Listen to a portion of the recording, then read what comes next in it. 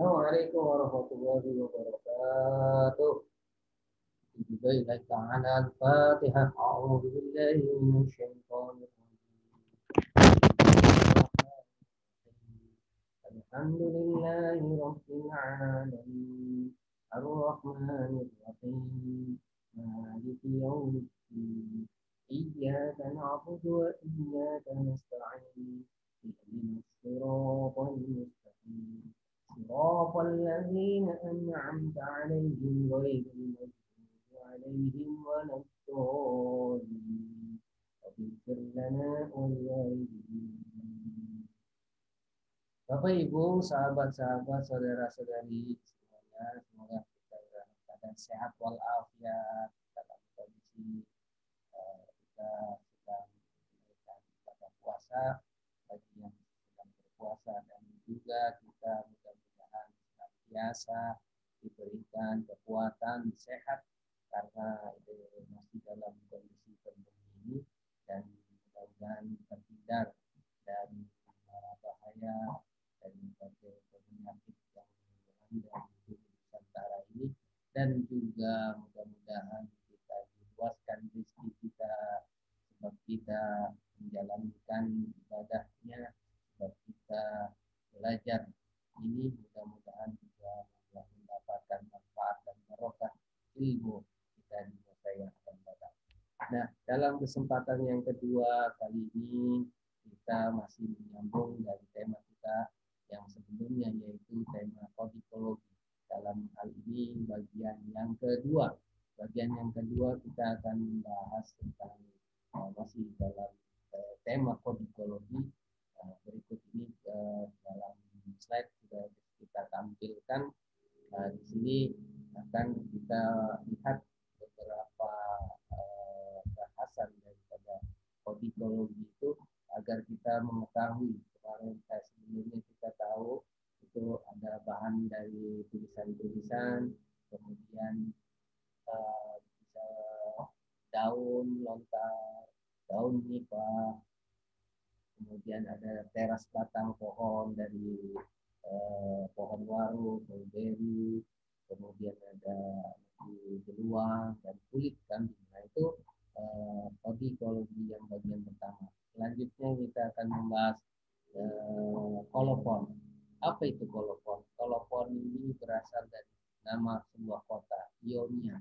Jadi dikatakan kolofonian ini diartikan adalah ketika seorang pejuang, beberapa pejuang berperang di medan laga, mereka berhasil memenangkan pertempuran, maka mereka akan bergembira ria bahwa mereka telah berhasil mengalahkan musuh-musuhnya. Begitu pula istilah kolofon ini digunakan di dalam tulisan. Jadi manakala seorang mu'alif, seorang penulis, seorang penyalin setelah menyelesaikan salinannya, menyelesaikan tulisannya, maka dia bergembira ria. Inilah sama kita juga ketika kita mengetik menulis skripsi kita senang sekali setelah selesai. Ini disebut kolofon, ilustrasinya seperti itu. Jadi kolofon ini di dalam sebuah naskah atau studi naskah Nusantara manuskrip atau filologi dikenal sebagai kata akhir di dalam sebuah naskah.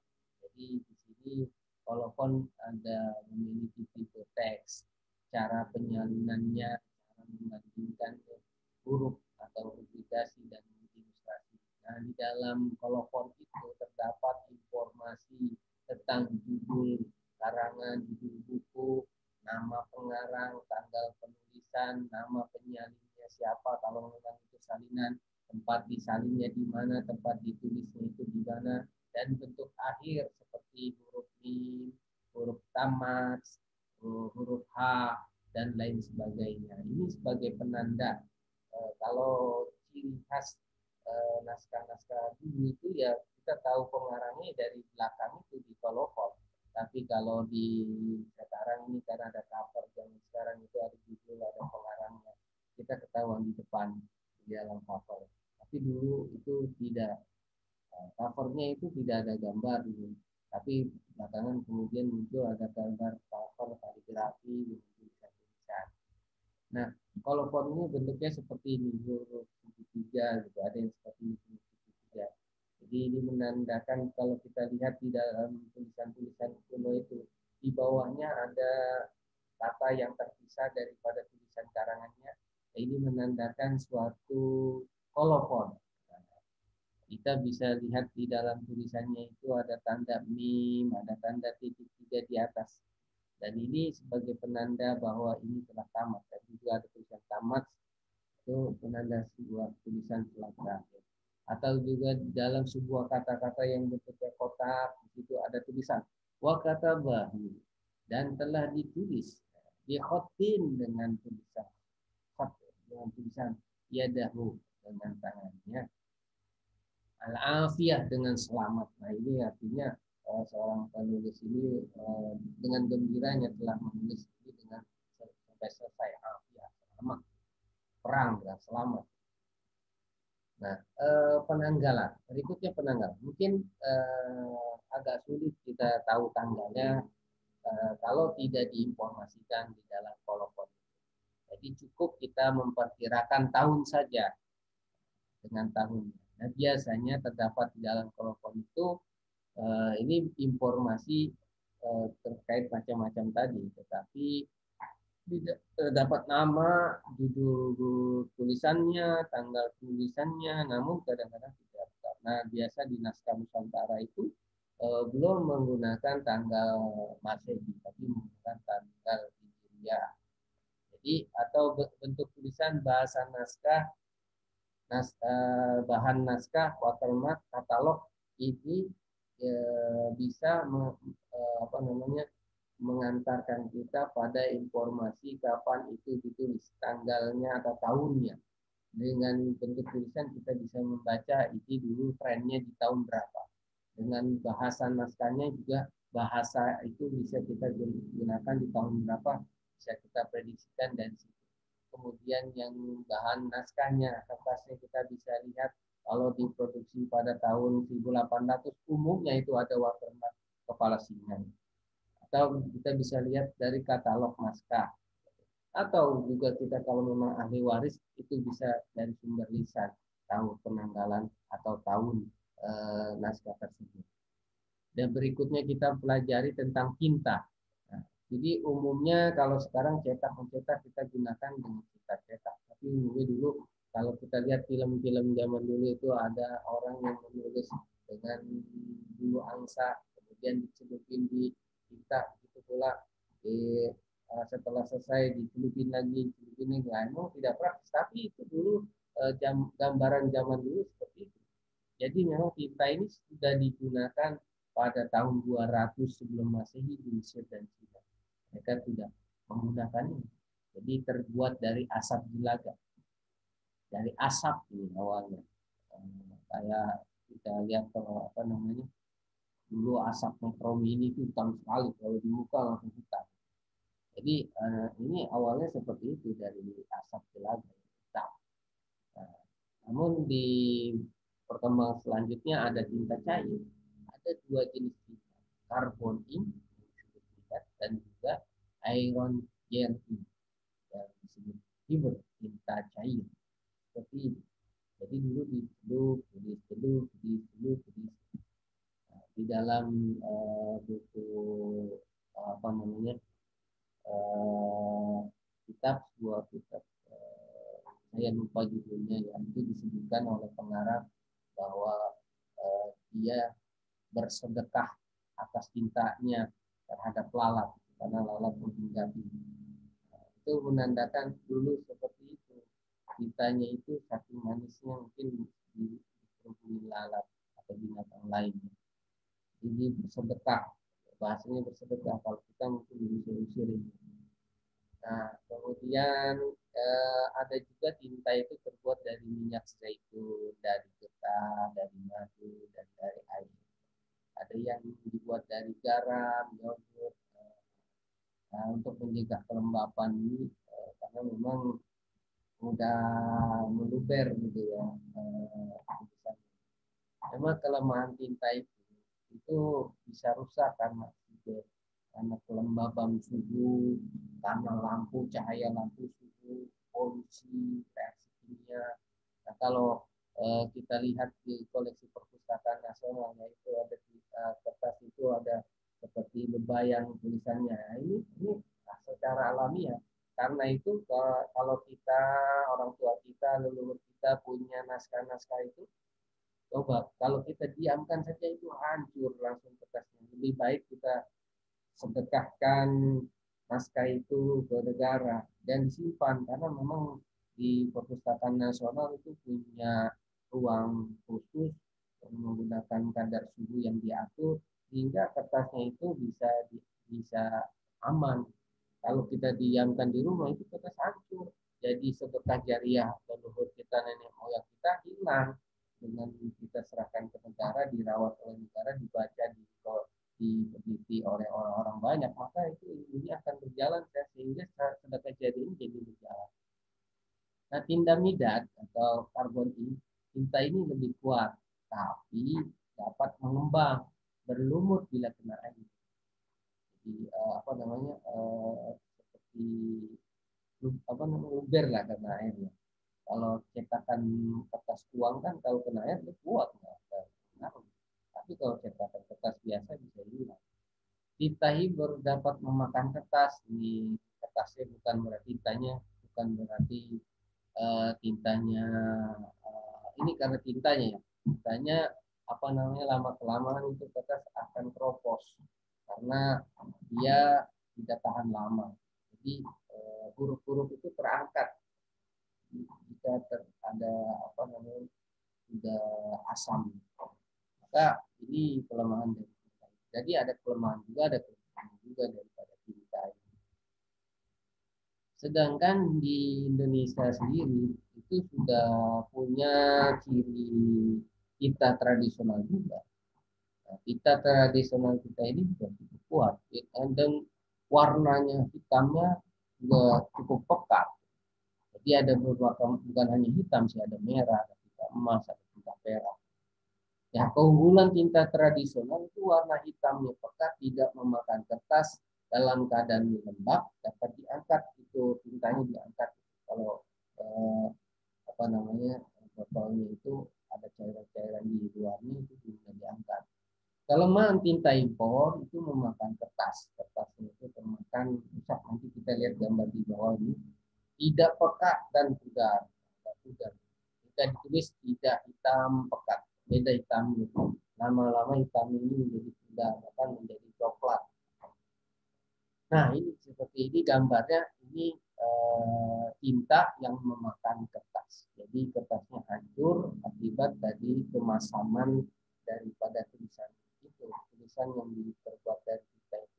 Jadi bukan tinta, memang tintanya ini laparan ini, makan kertas. Jadi sayang kan kalau kita melihat kondisi naskah seperti ini. Nah, karena itu alangkah lebih bijaknya supaya sedekah jariah leluhur kita itu sampai terus mengalir pahalanya ke beliau. Ini kita serahkan saja ke negara karena dirawat oleh mereka. Tidak usah pikirkan diganti uang. Jadi kebanyakan mau diganti berapa, akhirnya keluar negeri itu karena orang luar negeri lebih banyak berani membeli naskah kita. Dan akhirnya orang kita kalau mau belajar ilmunya ada di sana di luar negeri.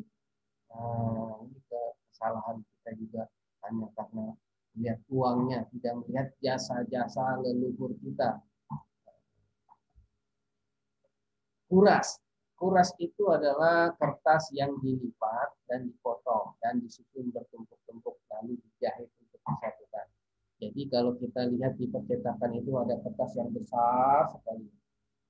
Di situ dilipat-lipat menjadi 2, dilipat menjadi 4, dilipat menjadi 3. Nah, ini menjadi dipotong nanti kan sehingga kita kenal kertas A4, kertas folio. Jadi kuras dalam bahasa Indonesia itu berasal dari kata kurasa. Bahasa Belanda itu kaken. Berasal dari quartenio, artinya satu kuras.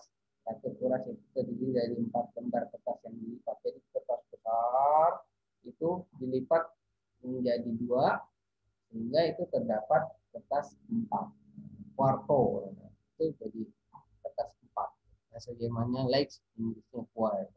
Jadi ada istilah kertas plano. Jadi selembar kertas penuh itu full of sheet berarti satu lembar. Folio itu kertas dilipat satu kali.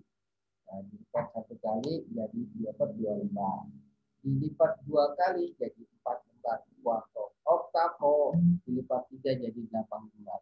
Jadi pada kenyataannya kuras ada yang tidak lengkap, ada lembar yang hilang. Nah, dalam istilah kronologi ini disebut kim. Nah, jadi ketahuan kertas itu kan dulu karena lipatan-lipatan.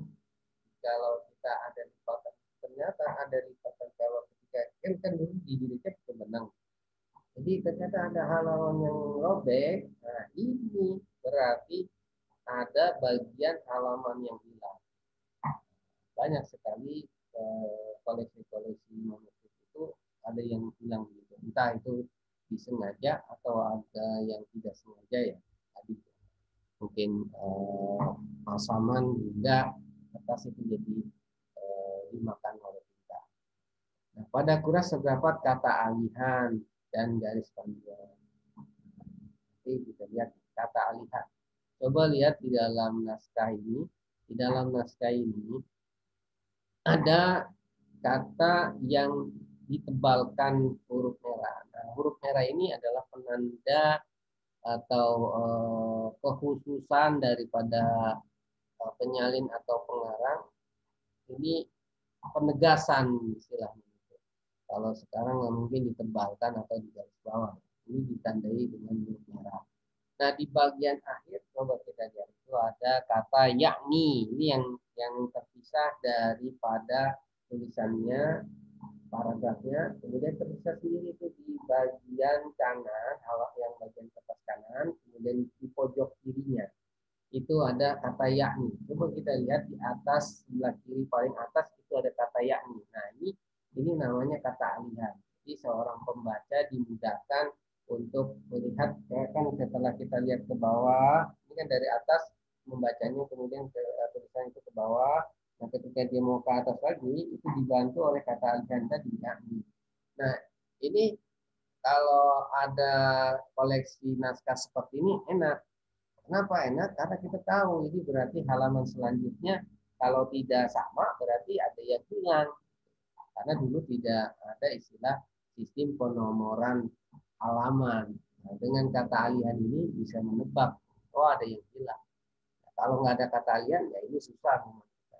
Harus melihat konteks dari tulisannya. Selanjutnya sampul dan jilidan. Nah, sampul dan jilidan bending. Nah, ini adalah setumpuk kertas yang dijahit atau dilem, diberi sampul supaya helainya tidak terurai dan ini agak mudah disimpannya. Nah, jilidan itu sudah pertama kali ditemukan pada abad ke-5 di Mesir. Pada abad ini kulit binatang dijadikan sebagai sampul naskah. Nah, dulu tidak langsung kertas, itu sudah ada jilidan yang menjadi cover itu dari kulit binatang. Jadi pada abad ke-16 jilidan sudah menggunakan mesin di Jerman. Sebelumnya dilakukan dengan tangan, tadi dijahit segala macam. Jilidan dengan tangan disebut crepe binding. Sedangkan jilidan dengan mesin edition binding. Nah, cara kerja binding itu yang pertama menyusun helai kertas menjadi kuras tadi. Kuras-kuras tadi yang tadi berapa lipatan tadi disusun. Kemudian melekatkan pelindung atau sampul dalam pada tumpukan kertas.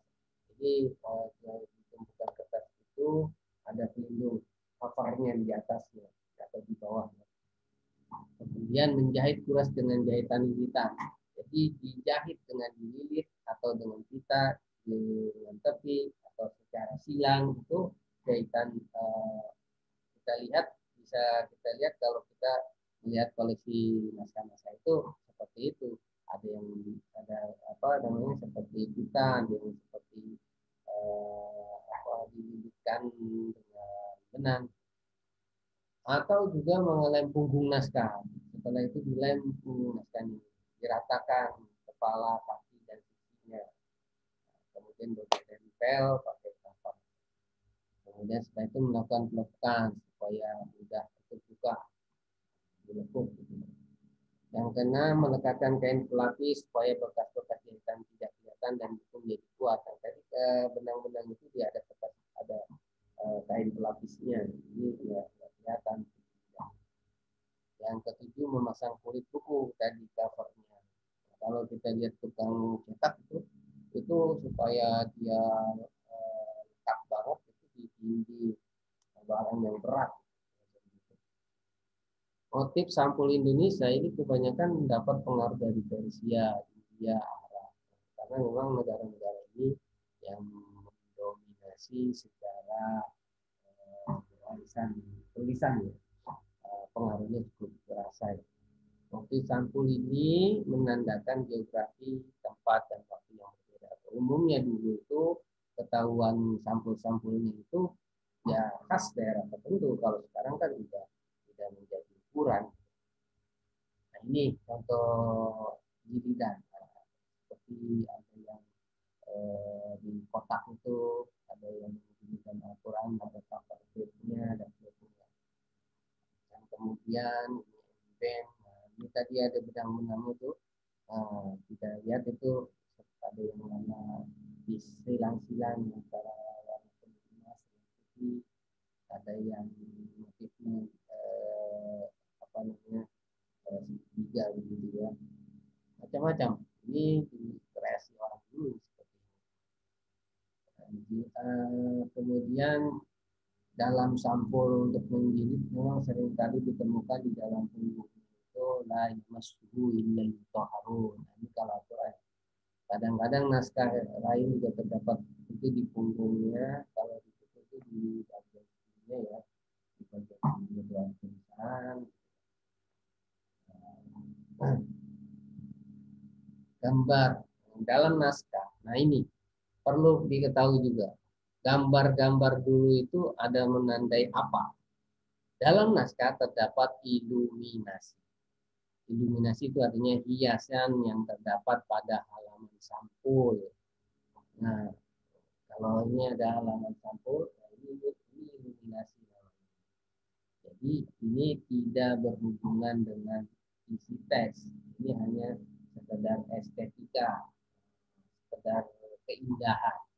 Beda dengan ilustrasi gambar. Kalau ilustrasi gambar, kalau kita lihat koran tuh atau berita online ada gambar foto, nah itu ilustrasi gambar. Jadi ini erat kaitannya dengan teks. Apa namanya ilustrasi. Jadi gambar itu ada dua, iluminasi dan ilustrasi.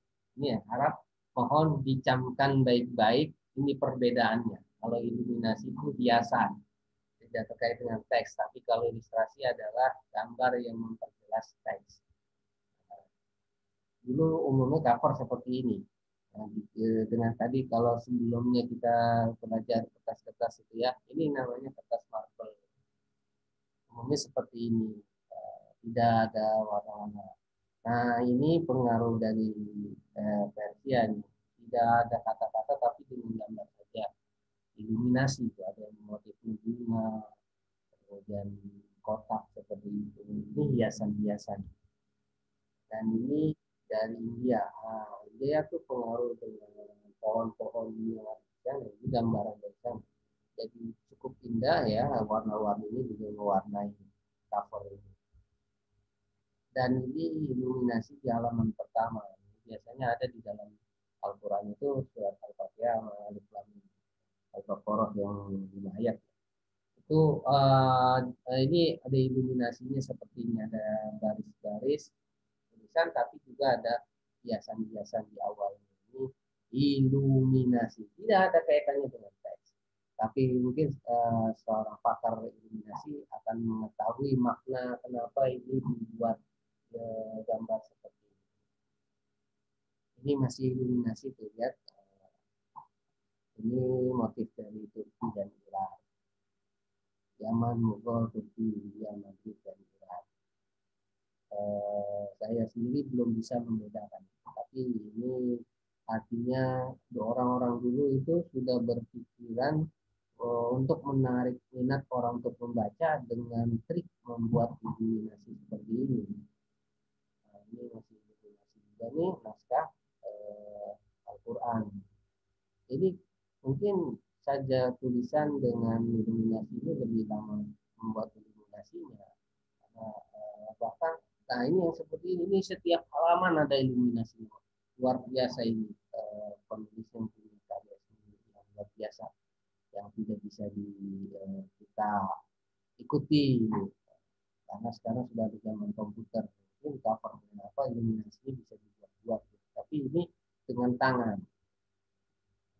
Dan iluminasi di bagian akhir. Ini juga masih iluminasi. Nah, ini ilustrasi. Nah, ini ada naskah karya Muhammad Bakir judulnya tentang wayang Arjuna.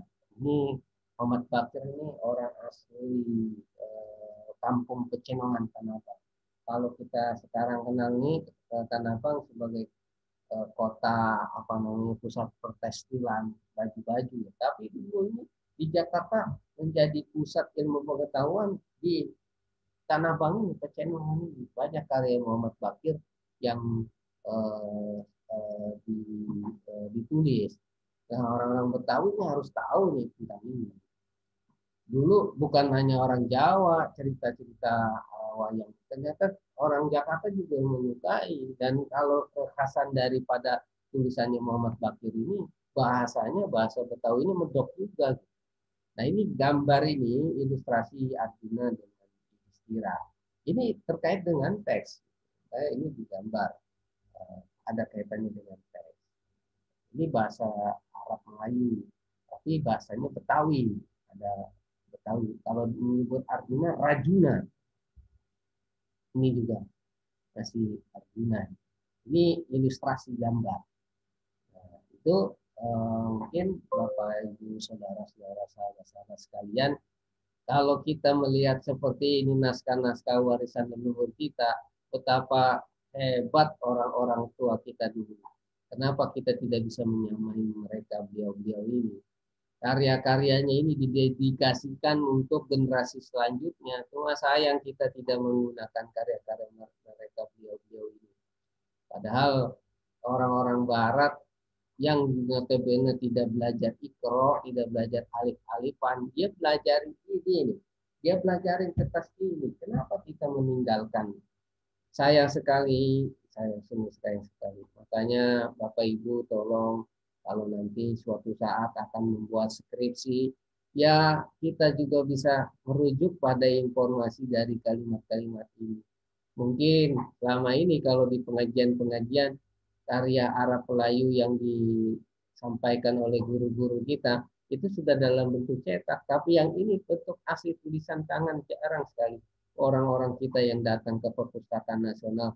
Kalau di koleksi manuskrip ini siapa yang datang? Orang-orang bule yang datang. Nah, ini hanya kalau mahasiswa mungkin karena dia sebagai tugas saja. Nah, kita tidak ada yang sengaja datang ke sana. Sayang sekali, sayang sekali. Mudah-mudahan ini bisa menjadi cerminan kita untuk bisa lebih peduli kepada ilmu pengetahuan yang telah diwariskan oleh leluhur kita. Dan kita doakan kepada para beliau-beliau yang telah menuliskan naskah-naskah ini, mudah-mudahan menjadi jariahnya. Dan kita hadiahkan surat Al-Fatihah ke beliau-beliau ini. Mudah-mudahan juga tersampaikan kepada beliau-beliau. Dan kita yang sebagai generasi penerusnya bisa mendapatkan hikmah daripada tulisan-tulisan beliau. Al-Fatihah. A'udzubillahi minasyaitonir rajim. Bismillahirrahmanirrahim. Alhamdulillahirabbil alamin arrahmanir rahim maliki yaumiddin. Iyyaka na'budu wa iyyaka nasta'in. Shiratal mustaqim. Shiratal ladzina an'amta 'alaihim ghairil maghdubi 'alaihim waladdallin. Demikianlah pembahasan kita tentang kodikologi bagian kedua ini. Mudah-mudahan bermanfaat dan kita mendapatkan kesehatan terus hingga kita bisa mempelajari ilmu pengetahuan ini dengan sebaik-baiknya. Saya akhiri pertemuan ini dengan membaca hamdalah. Alhamdulillahirabbil alamin. Wallahul muwaffiq ila aqwamit thoriq. Wassalamualaikum warahmatullahi wabarakatuh.